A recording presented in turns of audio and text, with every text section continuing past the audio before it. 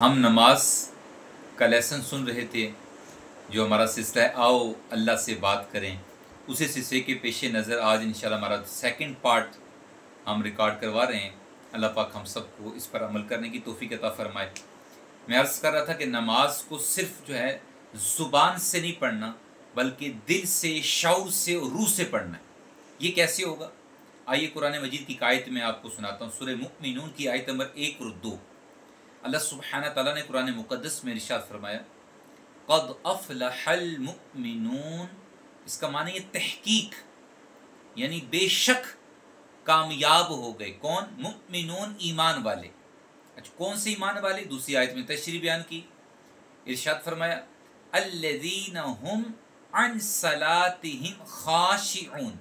जो अपनी नमाजों के अंदर खुशू हुजू पैदा करते हैं वो लोग कामयाब हैं। अच्छा, अल्लाह सुब्हानहू तआला यहाँ पर वाज़िह बता दिया वो नमाजी कामयाब हैं जिनकी नमाज में खुशू हुजू है। तो खुशू हुजू किसे कहते हैं? दिल की पूरे ध्यान, यकीन के साथ, तवज्जो के साथ नमाज पढ़ना और नमाज के ज़ाहिरी और बातिनी आदाब का ख्याल रखते हुए नमाज पढ़ना।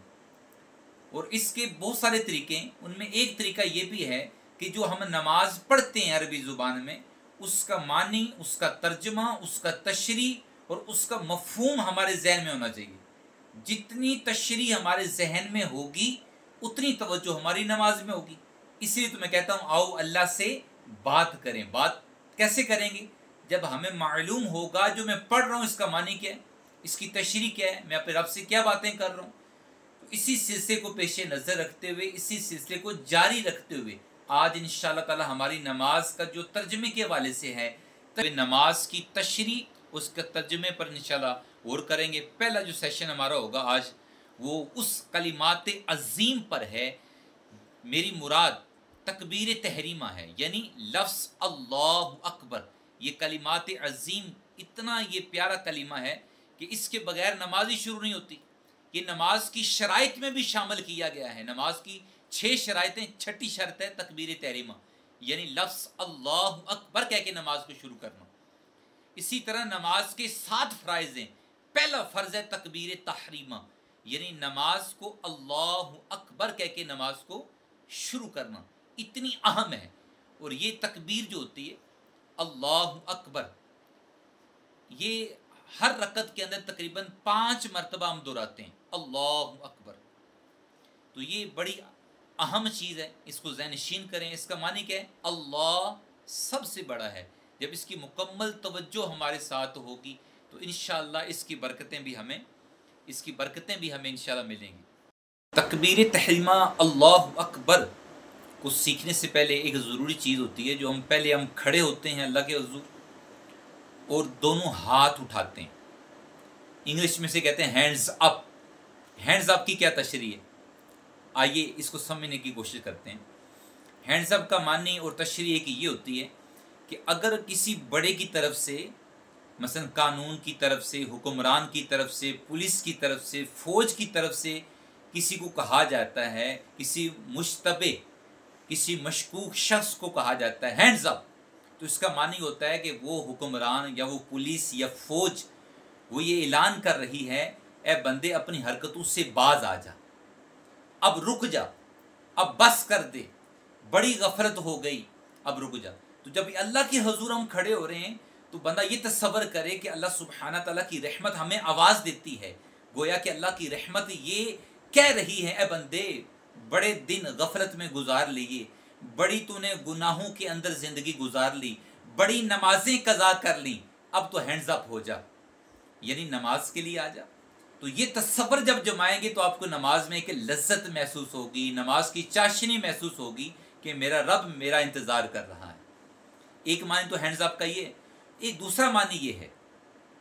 एक तो होता है कि हैंड्स अप हुक्मरानों की तरफ से, बड़े की तरफ से कहा जाता है। एक होता है कि बंदा खुद ही अपने हैंड्स अप कर लेता है। वो कब होता है? आपने देखा होगा बाद औक़ात जब कोई मुजरिम पकड़ा जाता है ना तो वो फ़ौरन अपने हाथ उठा लेता है, हैंड्स अप।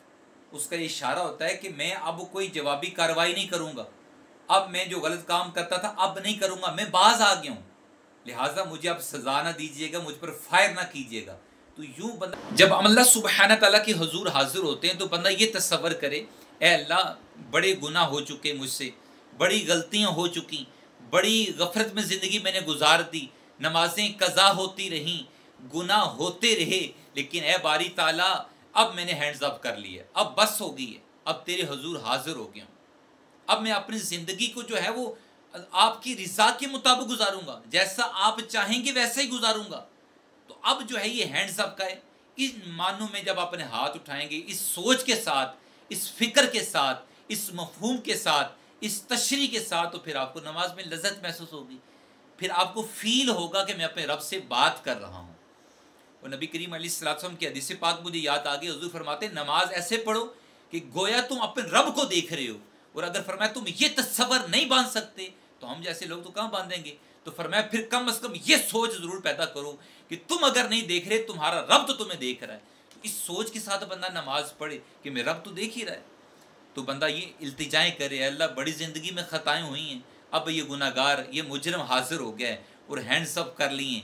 इस तसव्वुर के साथ जब आप हाथ उठाएंगे नमाज शुरू करने के लिए तो इंशाल्लाह नमाज में आपको लज्जत मिलेगी, इंशाल्लाह नमाज की रूहानियत बढ़ जाएगी, नमाज की बरकत बढ़ जाएगी, नमाज में जो आपकी दिल जमई है वो बढ़ जाएगी, नमाज में जो आपका जो शौक है वो बढ़ेगा इंशाल्लाह। और नमाज सही सोच और फहम के साथ पढ़ने का जज्बा पैदा होगा। उसके लिए ज़रूरी है कि हम इस चीज़ को अपने जहन नशीन कर लें।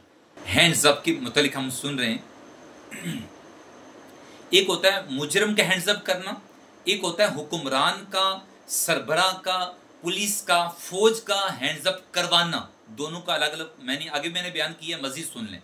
अगर मुजरम खुद हैंड्स अप करता है तो इसका मतलब ये होता है कि मुजरम इस बात का इकरार करता है कि मैंने अपने जराइम से तौबा की और मैं अपनी ज़ात को आपके हवाले करता हूँ, आइंदा वही होगा जो आप चाहेंगे, लिहाजा अब फिल फोर मुझ पर फायर ना कीजिएगा, मुझे शूट ना कीजिएगा, मुझ पर गोली ना चलाएं, बल्कि मैंने अपने आप को आपके हवाले कर दिया, जिस तरह आप कहते जाएंगे मैं इताअत करता जाऊंगा।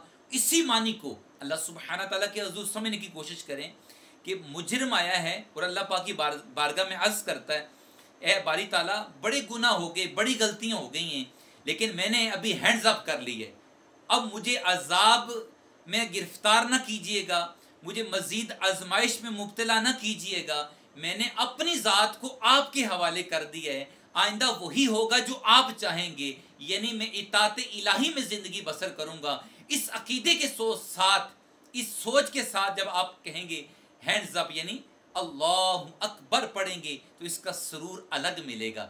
अच्छा, फिर यही चीज़ अगर किसी हुक्मरान की तरफ से होता है, एक होता है मुजरिम खुद हैंड्स अप कर रहा है, एक होता है उसे करवाया जाता है।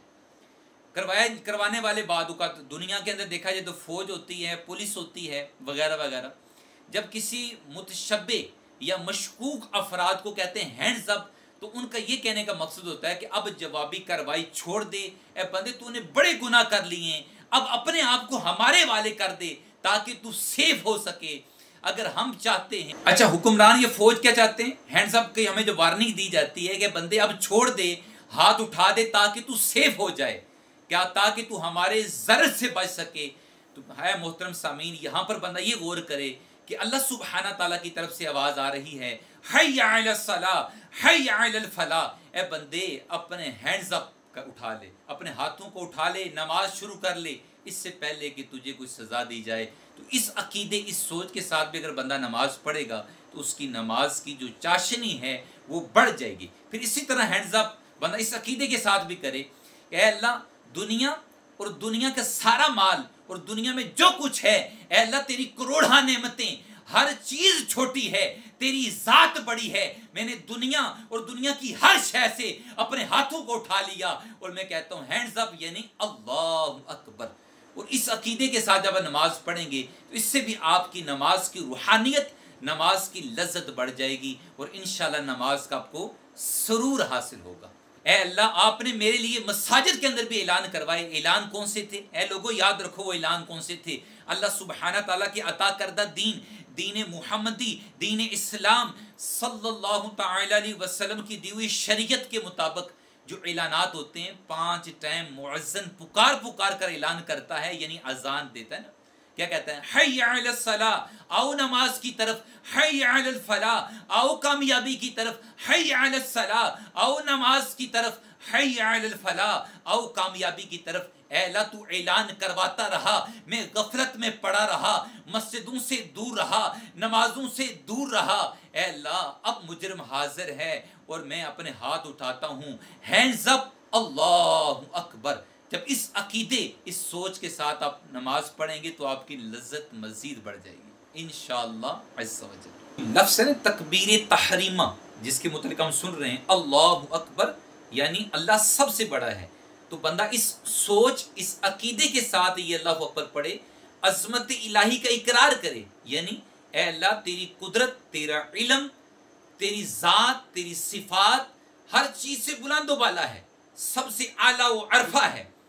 जब इस सोच के साथ आप पढ़ेंगे और बंदा इस चीज़ का इतराफ़ करे, ऐ अल्लाह तेरी ज़ात बुलंद तरीन है। और असूल क्या है?